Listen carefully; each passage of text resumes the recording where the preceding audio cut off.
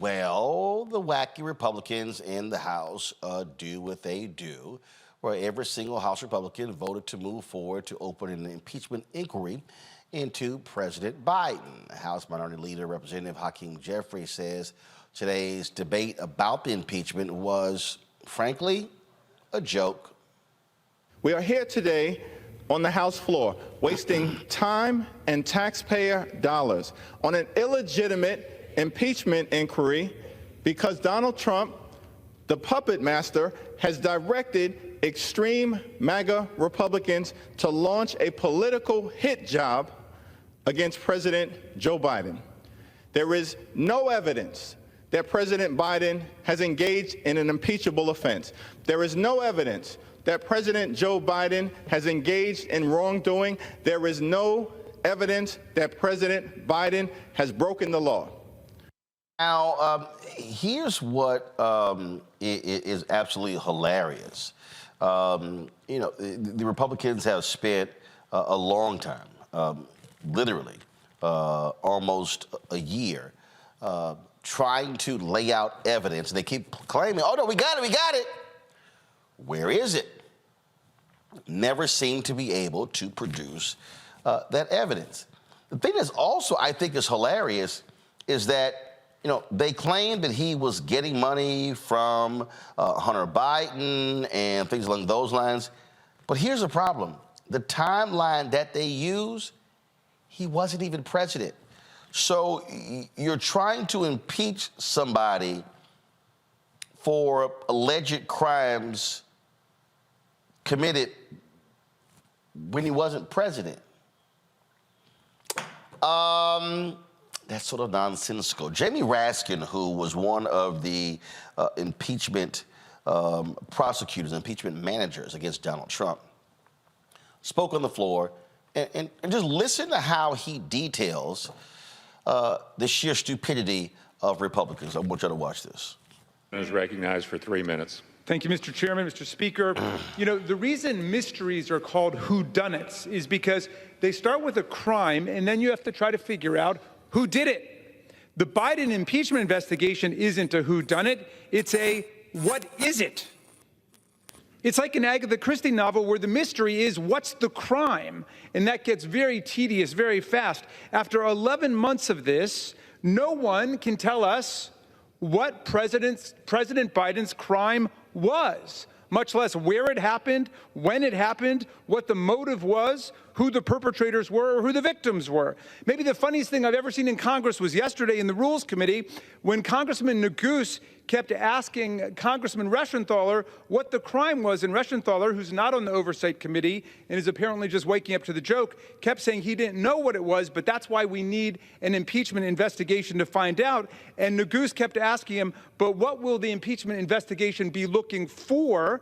And finally, Reschenthaler said, a high crime or misdemeanor, and Neguse said, yes, but which one? Now, Neguse, of course, was involved in a real impeachment investigation of a real presidential offense, the incitement of a violent political insurrection against this Congress, against the Vice President of the United States, against the Constitution, and against the election of 2020. We did not need Sherlock Holmes and a magnifying glass to find the presidential crime with Donald Trump. It came right into this House and smashed us in the face.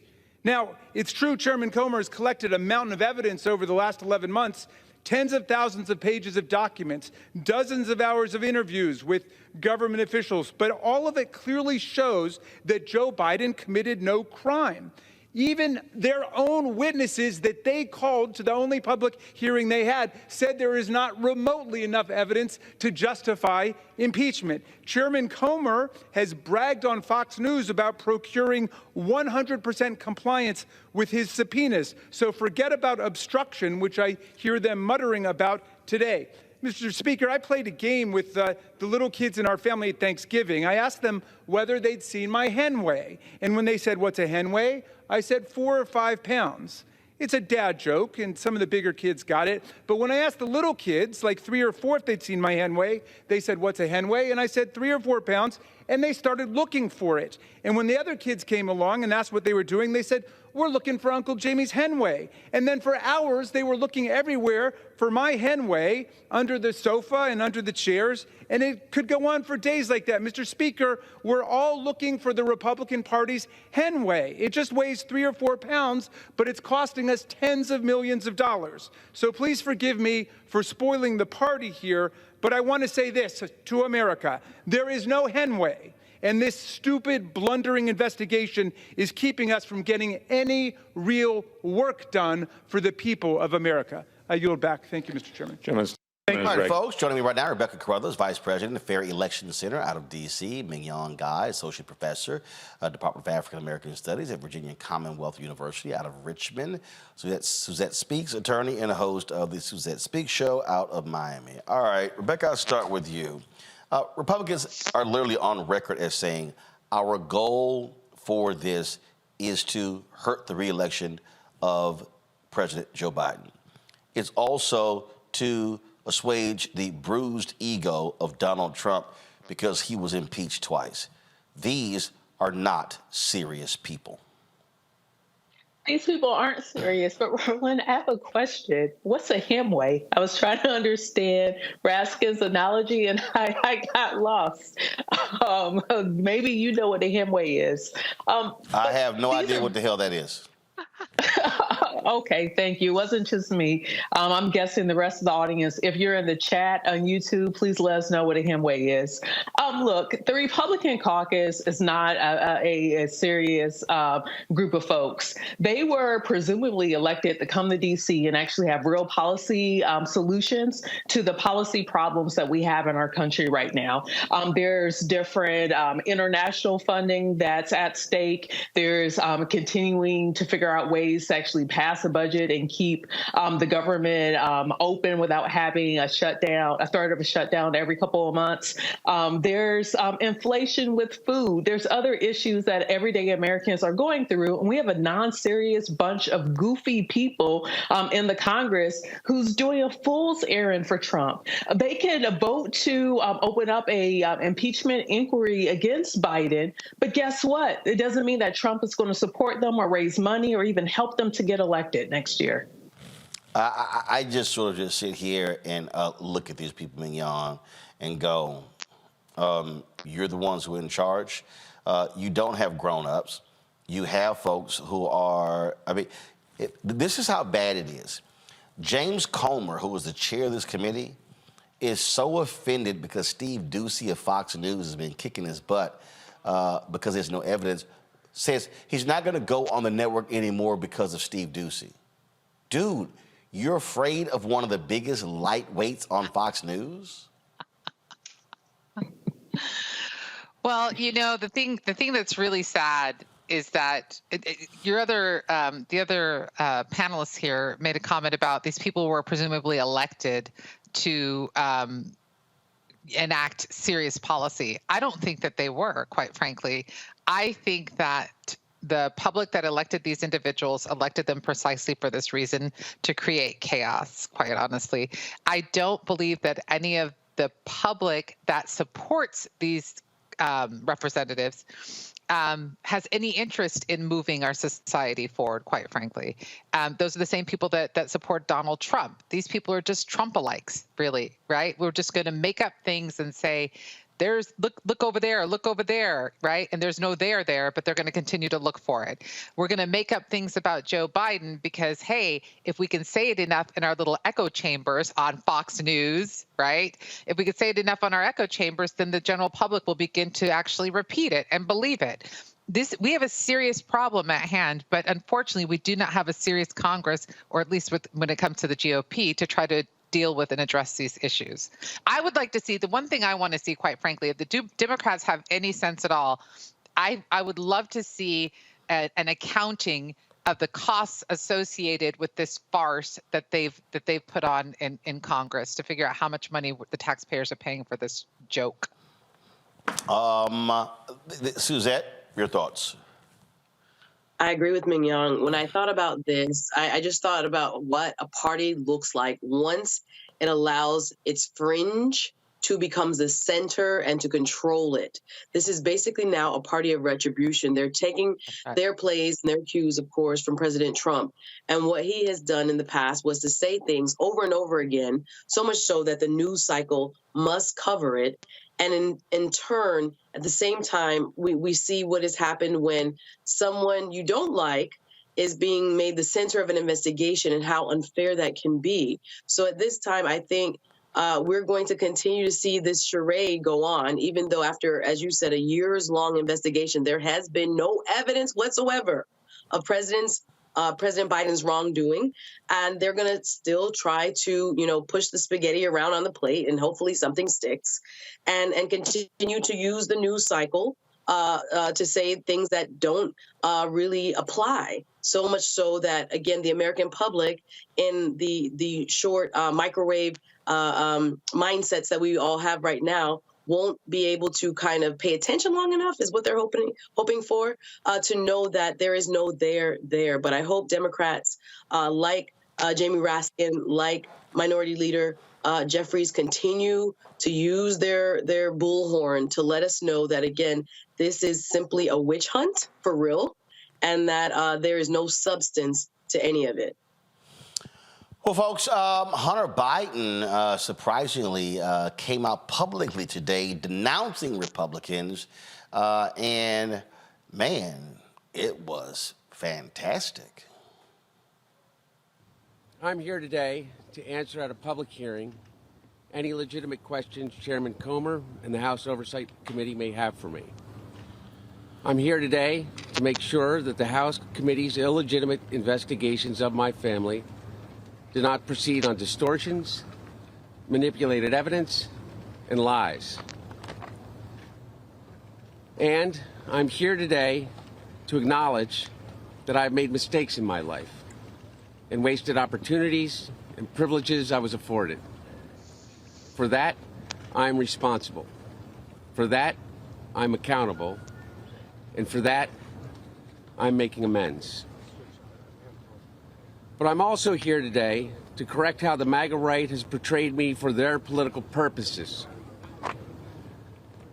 I am first and foremost a son, a father, a brother, and a husband from a loving and supportive family.